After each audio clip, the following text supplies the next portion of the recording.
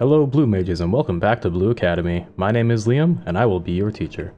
Probably the number one question that I get asked is what spells should I take as a Blue Mage, especially for each specific role. Now, I actually tried to make one single video that covered all of this all at once, but it ended up being way too long. So instead I'm going to do this as a very short video series. I'm going to do one video where I'm going to talk about the core spells that I take for every single role, and that will be this video, and then I'll do one video each for tank, heal, and DPS as a Blue Mage. So let's get started. Now we can see that I'm starting here with a totally empty spellbook. We're going to build this up from scratch. So for every single Blue Mage, I'm going to take Ethereal Mimicry. This is what lets us pick a role, whether it's tank, heal, or DPS. No matter what, we are going to take this. My previous video talked about this spell in detail and why it's so important, so we're going to take that for sure. Next up is going to be Angel Whisper. Now, this is the only res that Blue Mages have. You get it from completing the Masked Carnival. If you haven't done that yet, I recommend checking out my video series on that as well. Once you complete all 30 stages, you unlock this. And it's important for all Blue Mages to take this, just because it has a 5-minute cooldown. So you can't rely on one person to res if needed. You need everyone to take this, just in case, stuff starts going awry. Okay, so these two we're going to take pretty non-negotiable. Next up, we want to take our highest potency spells. Just like every other, role or class in Final Fantasy, we're going to be maximizing our DPS regardless of what our specific role is. So in order to facilitate that, we're going to take as many primal spells as we can. So we have Feather Rain and Eruption. These two share a cooldown, so we can only take one of them. And which one we take sort of depends on how we're building. So here, Feather Rain does 300 potency, 80 of which is going to be from a damage over time component. And Eruption does just a flat 300 potency. Now, if we look at the spell speed stat, it says it affects a spell's damage over time or healing over time potency. So, if you have a spell speed build, such as a tank or a healer, which is what I have here, then you're going to be better off using Feather Rain. However, if you have a crit and direct hit build, targeted at DPS, then you're going to be better off taking Eruption. So just take whichever one is better for you. I can't remember the exact breakpoint for this. It's around 900 spell speed that Feather Rain becomes better, but you can see here I have 1182, so if you're stacking spell speed, you're going to be well past that breakpoint anyway. Next up, we have Mountain Buster from Titan and Shock Strike from Ramuh. So here, Mountain Buster is going to be a small cone that deals 400 potency, and Shock Strike is an instant cast on a target, and it does a small AoE effect as well. Now, this one's kind of up to personal preference, but I find in almost all scenarios, Shock Strike is going to be better. Being able to be at range, having it just be, instant cast and you're running around, it makes this way better, in my opinion. But technically, there's no real potency difference between these two.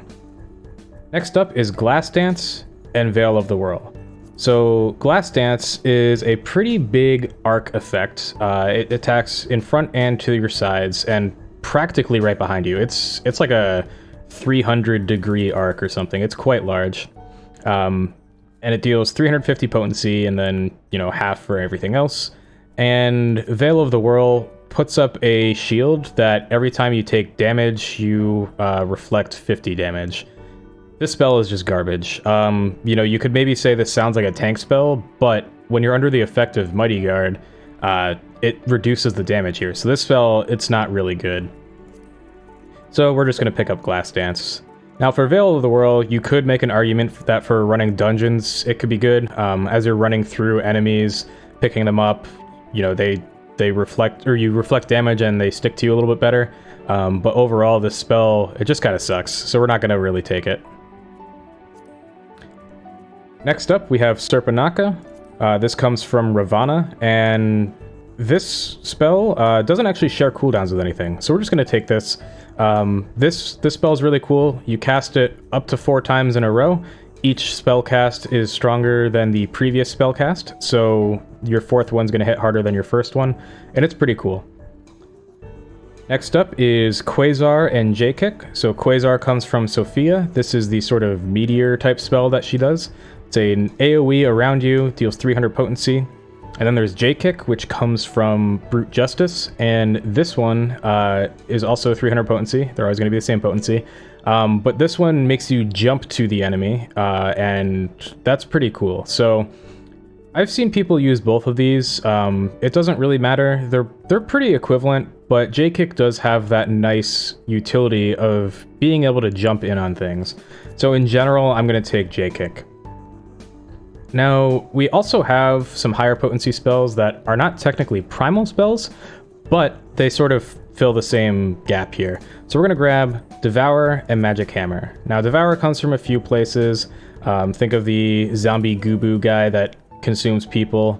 And then there's Magic Hammer, which comes from one of the Minotaur type enemies in Great Gooble Library. So these each do 250 potency, and they're fast casts, so you can use them for weaving, which is pretty helpful. Alright, next up, we're going to grab White Wind. White Wind heals you and your party for whatever your current HP is. Now this is a lot of healing, it's also a lot of threat, but having White Wind is really helpful for a lot of content as a Blue Mage. And next we're going to grab our 2 defensive spells. So even if you're not playing a tank, Mighty Guard can be handy, especially for raid content. There's a lot of phases of enemies that require you to mitigate some damage, so we use Mighty Guard for that. And then in more extreme scenarios, we have Diamondback, which reduces our damage taken by 90%, and that's pretty strong. So we'll grab that for cheesing a lot of mechanics in Blue Mage raids. And finally, we have Bristle and Song of Torment. So Song of Torment is our 1 damage over time spell, aside from Feather Rain, and this is actually our highest potency spell when we use Bristle before it. So this is something that we pretty much always want to have up on the enemy at all times. So this is going to be my core 14 spells here for almost every single roll. And in fact, I actually used one of my active sets for this exact thing. Got reordered slightly, but you can see that, this is my 14. So whenever I'm making a new set, I pretty much always start with this and adjust things as needed. Now, you could make an argument that you would want to add Moon Flute, Whistle, and Final Sting. This is sort of the Blue Mage limit break that you use for finishing off enemies. And I'm not going to include this in the core 14 because it's slightly different for tanks and healers sometimes. And we'll see that in those specific videos. But this is going to be a pretty solid core to take with everything else. You can fill the rest with, whatever you want here, but I'll talk about in future videos what you would take for each specific role.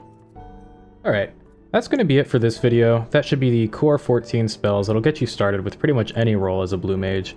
If you're looking for more detailed information about DPS healing and tank spells, keep an eye out. In the next few days, I'm going to be making videos for each of those and putting them up. If you have any other questions, feel free to contact me, and good luck stinging!